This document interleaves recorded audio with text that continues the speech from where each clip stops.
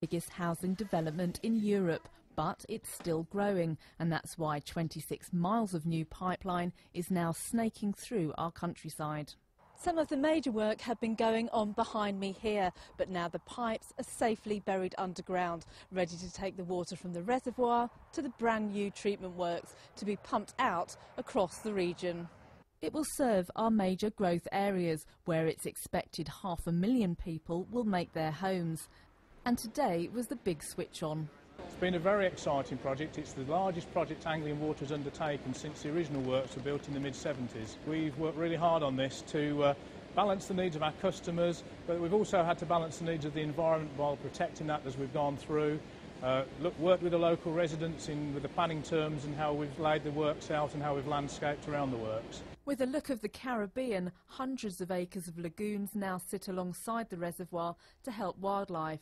After final finishing touches, water from the new plants will be coming to our taps in just over a month. Emma Bohr, BBC Look East, Peterborough.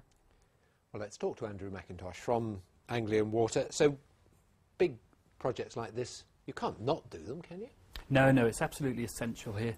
This is not only short-term planning, this will see us quite safely 30, 40, 50 years into the future as growth happens across the region. You asked the regulator to be able to increase your bills. He said, no, you've got to decrease them. So where are you going to make those savings? Well, there's many ways we have to look at savings. Some schemes that we're unable to do that we'd hoped to do won't happen now. Effectively, though, this is very good news for customers. We still have a large investment programme, £1 million every single day, and bills are coming down by £28. But schemes like this are essential, really, for making sure that we are secure for the future. So it will mean that things like drainage and stuff like that you won't do, is that right? And job losses? There are some of those issues that we're looking at the moment. We are having a look at our restructuring in certain parts of the business, but this is normal day-to-day business, really, that most businesses go through annually. We look at it every 5 years. We've got a good 5-year programme. Some of the schemes we had hoped to do, and some of our customers had hoped to do, we won't be able to do, but there's still a huge amount that we will. Now, in the future, we're going to have lots of homes built in this area. Is this part of the planning for all the large developments that we'll have? It is. So this really safeguards, it gives us more flexibility to move water around. We don't have hosepipe bans because we have a mini-grid system in the western part of our region. This helps us move that water. But as well as that, it'll help growth development for not only housing, but also business. As business picks back up, it should help there as well. So that's a promise, is it? No more hosepipe bans? We don't do hosepipe bans at Anglian Water, no. It's been 20 years and we hope it's going to be another 20, 30. This helps secure our future. Looking through the things that you want to do over the next few years, you want to get more and more people onto meters. That's to make more money for you, is it? Not to save water, really? If only. No. The truth is actually that we've got 67% of people on meters now. We're looking to move that to 80%. Those people use 15%, 10 to 15% less water every year, which is good for the environment, good for everybody.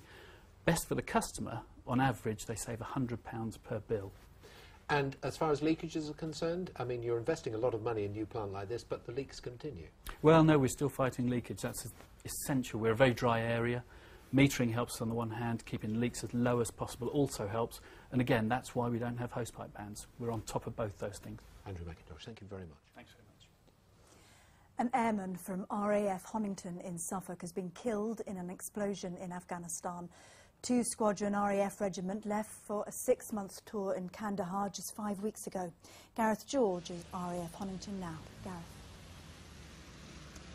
Well, with grim regularity, Amelia, we now seem to report the deaths of service personnel from our region, and sadly we're doing so again tonight. The role of the RAF Regiment, one of the roles of the RAF Regiment, is to protect air bases. When an air base is set up somewhere like Afghanistan, the RAF Regiment will patrol it and make sure it isn't attacked, and it appears that that's what this airman may have been doing when he was killed. We can show you some pictures of where it happened. This is Kandahar airfield, and we understand that the airman was on patrol north of the airfield, and he died from wounds received as the result of an explosion. And have we heard from the Ministry of Defence today, Gareth?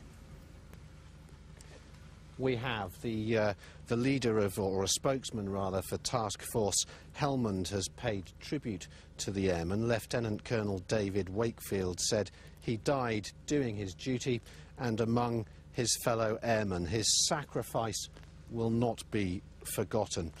2 Squadron RAF regiment only flew out to Afghanistan last month. This is a sad start to their tour of duty, which lasts for another 5 months.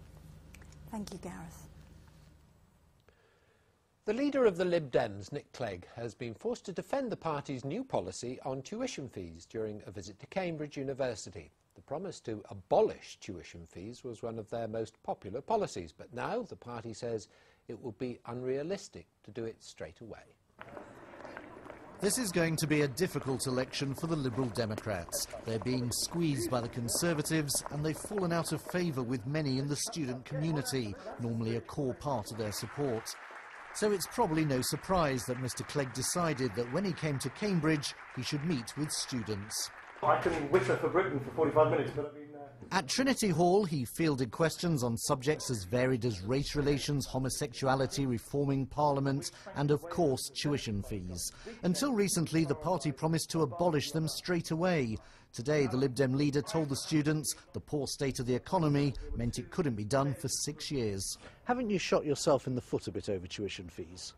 No, I think it's really important to treat students in a mature way. I think students want to be treated honestly, and they know, like everybody else does, that there's much less money to go around. But they don't want to pay tuition fees, and once you were saying you would scrap tuition fees. No, we are going to scrap tuition fees. But not straight away? No, not straight away, but I think it's right to say to people that our principles are the same. We think it's wrong to saddle young people before they've even taken their first step in adult life with £20,000 worth of debt. It's a blight on a young person's life fortunes.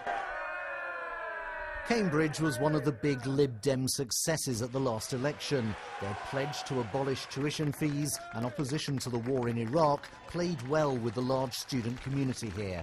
Nearly 2,000 people turned up for a rally addressed by the then leader Charles Kennedy. But 5 years on, the party won't find it as easy to win people over. I'm not sure they're quite as relevant, maybe, as they probably hope to be. If the Liberal Democrats could provide an advantage, that would be good, but we'll see what they come up with. If we vote for like Lib Dem, we might just waste that vote. With the polls suggesting a tight race, Mr Clegg could be the man who ends up holding the balance of power after the election. But he refuses to discuss what he'd do in the event of a hung parliament.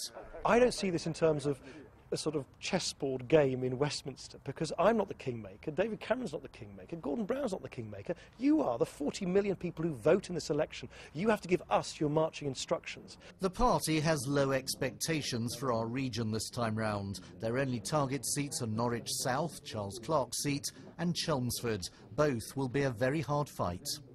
And holding on to Cambridge will be hard work too. The Lib Dems have a majority of 4,000 here, and normally that would be OK. But the present MP, David Howarth, is standing down, and both Labour and the Greens have strong, local, well-established candidates. Yesterday, the Lib Dem defence spokesman was in the city. Next week, the Treasury spokesman, Vince Cable, will be here. The party is putting a lot of effort into trying to hold its prize university seat. Andrew Sinclair, BBC Look East in Cambridge. Well, still to come in Look